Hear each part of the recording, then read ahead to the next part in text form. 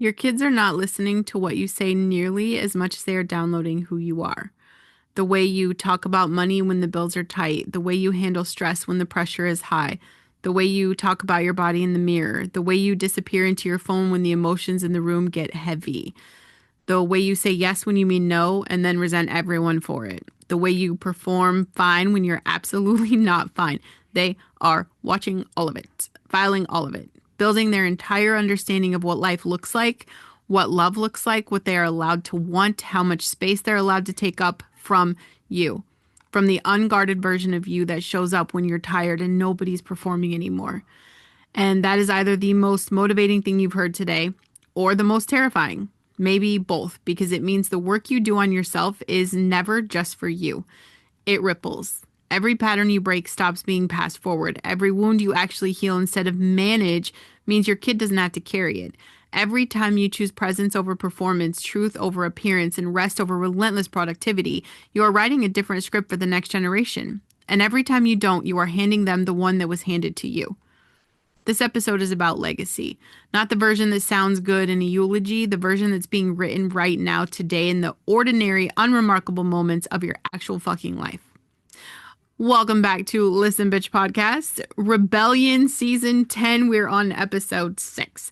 I am Brandon Lynette, and 6 episodes in might be, I keep saying it might be a personal one, but this is personal, okay? Because this is the one where it stops being about you and starts being about who comes after you.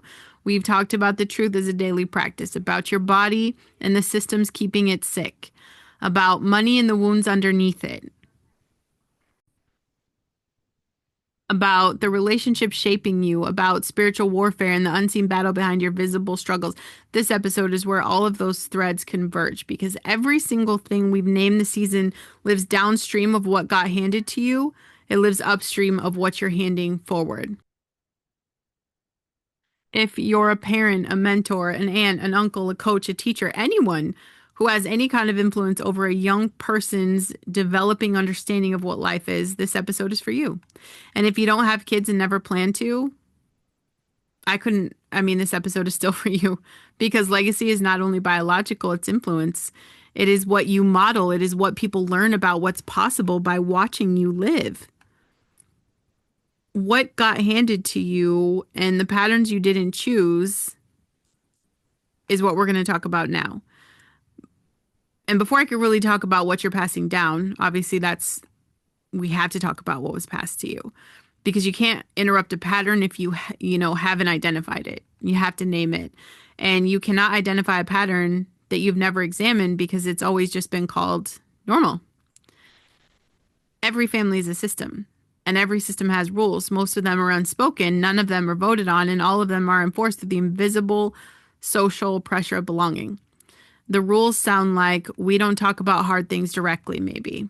We use humor to deflect pain. We show love through doing, not saying. We don't ask for help because asking for help means weakness. We don't talk about money. We don't talk about feelings. We don't talk about what actually happened because what actually happened is too much to hold. So we agreed a long time ago just to move forward and call it resilience.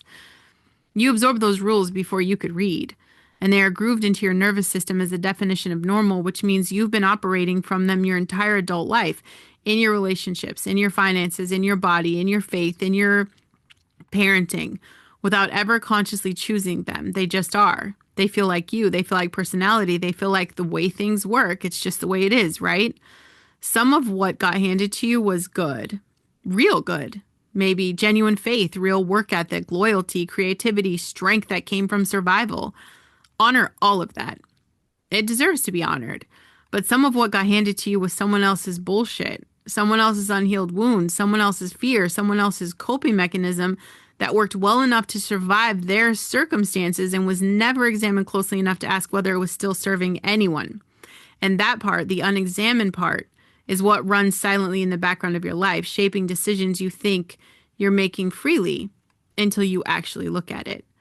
The generational pattern doesn't end because you moved away or made more money or went to therapy or became a Christian. It ends when someone in the line decides to look at it directly, to name it honestly, and to do the actual work of rewiring it. That person can be you, It has to start somewhere, so let it start with you. There's a specific kind of tired that a lot of parents are walking around in right now that is different from sleep deprivation or just a hard season. It is the tired of carrying more than was ever meant to be carried by one person. Tired of performing competence and capability around the clock while internally running on fumes. The tired that comes from never actually stopping. Not because stopping feels dangerous, but because in the quiet, that's when things come up. Things you don't have time for, things that don't have a place in a schedule built entirely around productivity and output and everyone else's needs. So you stay busy. You add another thing. You volunteer for the extra project. You say yes to the carpool and the committee and the favor and the obligation. You build a life so full of motion that there is no room for stillness. And you call this being responsible. You call it being present, being a good parent, being reliable.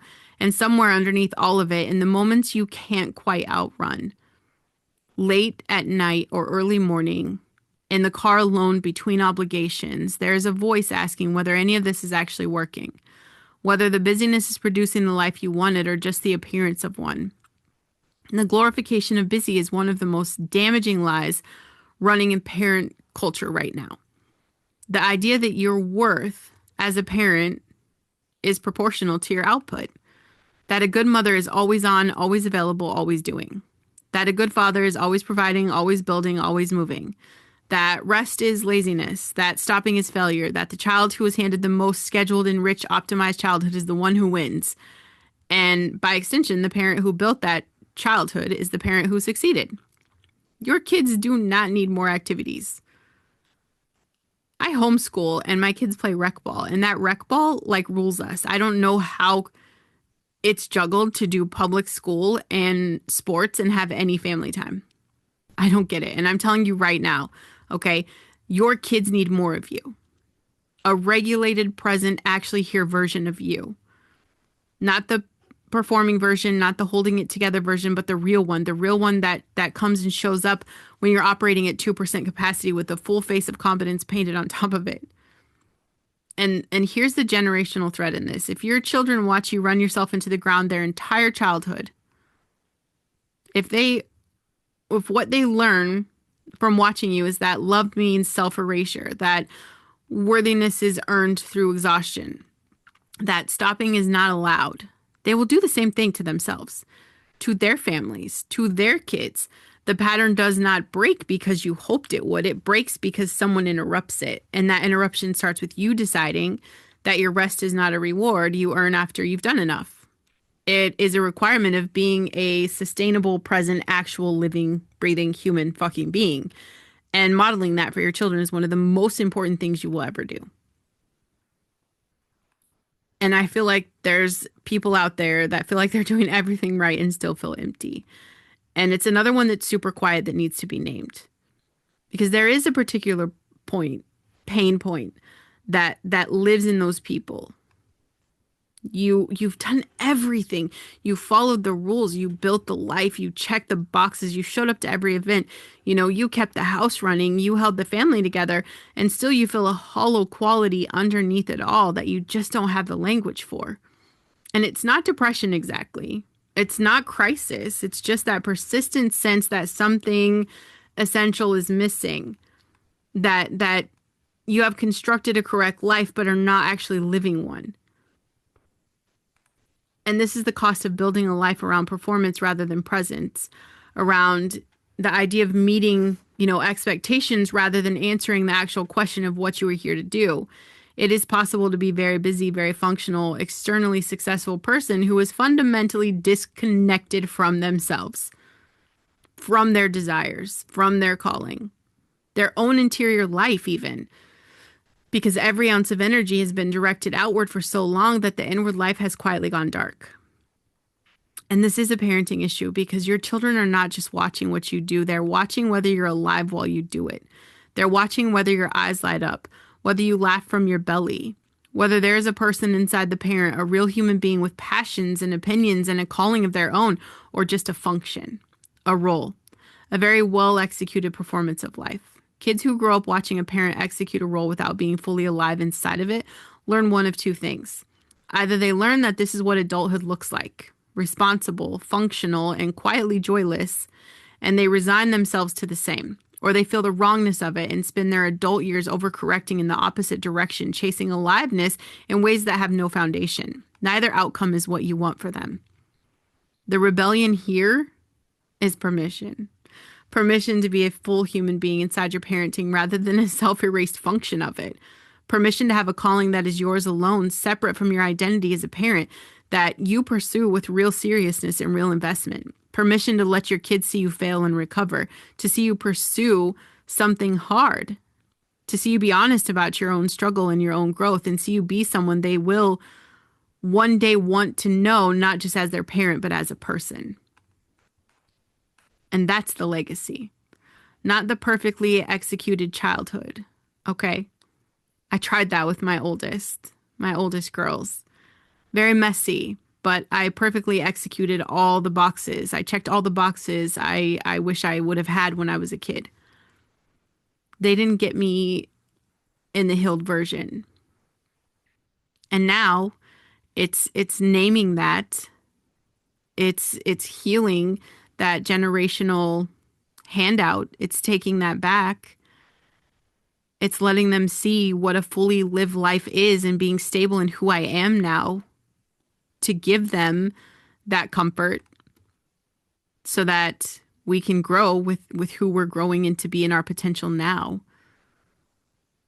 Legacy sounds abstract, really, until you map it into a Tuesday.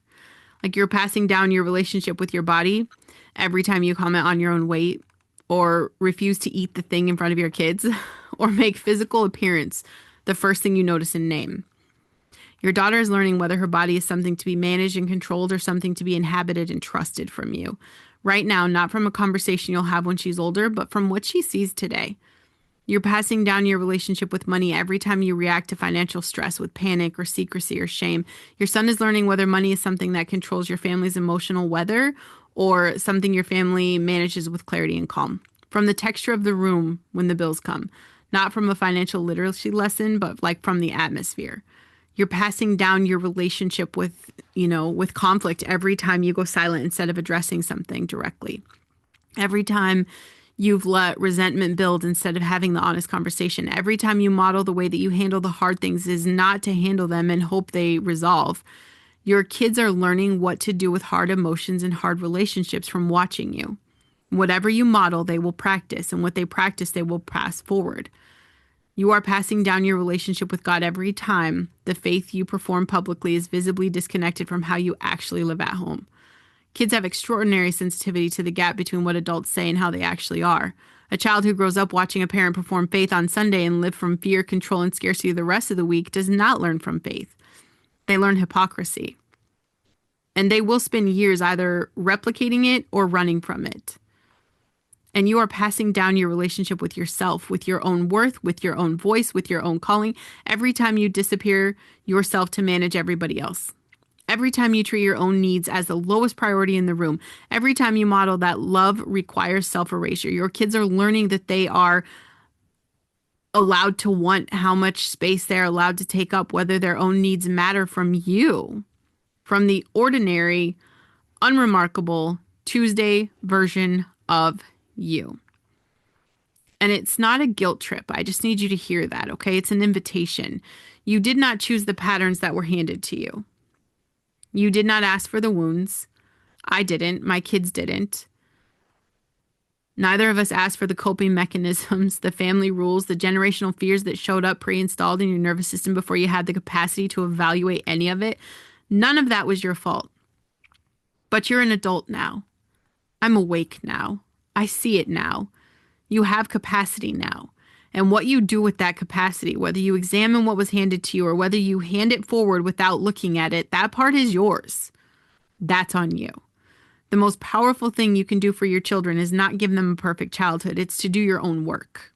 Actually deal with the patterns instead of managing them. Actually heal the wounds instead of bandaging them. Actually live the faith instead of performing it. Actually pursue the calling instead of negotiating with it. Actually rest instead of glorifying exhaustion. Actually show up as a full human being. Incomplete, growing, honest, alive, instead of a carefully maintained performance of one. Because the child who watches their parent do their own work, who watches them struggle honestly to grow visibly, to change courageously, that child learns something no curriculum can teach. They learn that becoming is possible, that patterns can be broken, and that the story you were handed is not the story you have to live. That God can be trusted with the real version of your life, not just the presentable version. That legacy is not about what you leave behind. It's about who you become while you're here, and what that becoming makes possible for the people watching. That is the rebellion. That is the inheritance worth leaving. Not going to shock you when I say you have to identify one pattern you received that you do not want to pass forward. Just one. Not the whole family system, one specific thing. Maybe the way conflict gets handled, or the way money gets talked about, the way feelings get dismissed or performed. Name it specifically and write it down, because a pattern you can name is a pattern you can interrupt, and a pattern you cannot name is going to run you forever. Second, ask your kids, or whatever, the young people in your life, one real question this week and actually listen to the answer. Not a logistical question, like a real one. How are you actually doing? What do you love the most right now? What's hard right now for you? And then stay in the conversation long enough to hear the answer, not just the surface, okay? Presence is not proximity. You could be in the same room as your child every day and be completely absent. One real conversation is worth more than 100 days of busy parallel existence. And third, do one thing this week that is entirely for you. Not for the family. And this one is really hard for me sometimes. Not for the business, not productive in any external sense, but something that makes you feel alive, that reconnects you to the person you are underneath the role, because your kids need to see that person. They need to know that person exists, and that person needs to exist, not just for their sake, but for yours. Because you are called to a life, not just a function. And living that life fully is not selfish. It is the most important thing you can model. The legacy is being written right now, not someday. Today. I want you to make it one worth inheriting. 6 episodes, bitches. 6 conversations that I hope have been cracking something open, rather than just filling time in your day or space or that quiet void. And this one is close to my heart, because I believe with everything in me that the most world-changing work happening right now is not on stages or in boardrooms. It's in homes.